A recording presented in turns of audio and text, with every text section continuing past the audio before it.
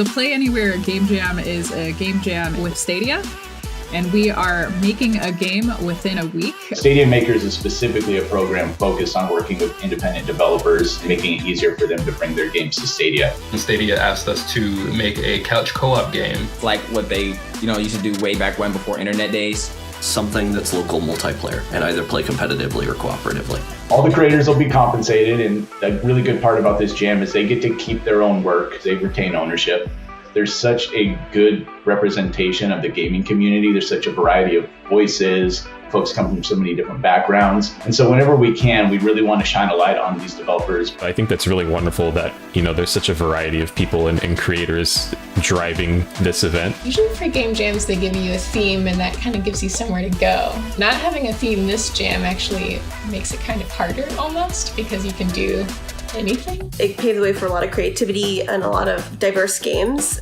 Our game is set in the world of Pride and Prejudice. You choose your character and you try your best to make your fairy tale ending come true. The game we're working on is currently called Dog Walker. 3 of the players get to play as dogs, and the last player is the human, trying to wrangle them down the block. The dogs can bark, bite down on things, dash to cause some extra momentum chaos. There's that tension between the wants and desires of the dog on the walk and the human that has we just gotta get this done. Our game is a first-person shooter, but the 2 players are working together to sync up in order to complete the mission. If you're a commander, for example, then you need the pilot to go somewhere so that you can raise cover or give them ammo. One player is the boss and the other 3 are the employees. And the employees are doing everything in their power to avoid making contact with the boss because he'll send them to performance review. It's freeze tag, except the employees can place office furniture in the person who's its way. The only way to successfully work this out is to build smart and to build together. We are creating a red light, green light versus game. You have sort of a limited range of abilities and mobility, and so you can't attack until the light says go.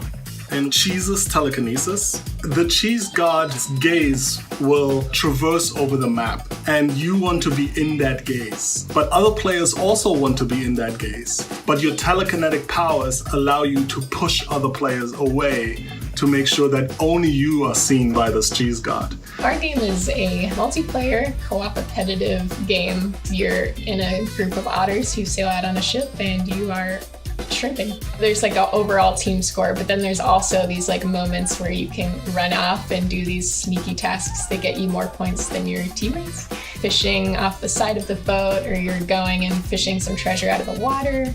There's a lot going on. Our game is a local co-op platformer game in which the things that are typically given in a platformer, such as jumping, that we think are supposed to be there by default, we're flipping that on its head. You are passing around the ability to jump. So you have crystals that give you skills. And so you have to pass your partner a jump and say, okay, I'm gonna jump. I'm gonna pass it back to you. Now you can jump. If the 2 players aren't communicating, then you won't be able to progress. We're making something that we're calling Battle Billiards. It's essentially billiards, but both people can go at the same time, even while they're moving. It's kind of chaotic. Let's Make Something Weird is about a mad scientist and her creation fighting off the angry mob. The monster can fight, and the scientist can repair their creation, and when the monster defeats an enemy, the enemy can drop a body part, and the scientist can grab that body part and attach it on. So we have some really cool variations of that. We're just excited to have this week to be able to explore these different ideas.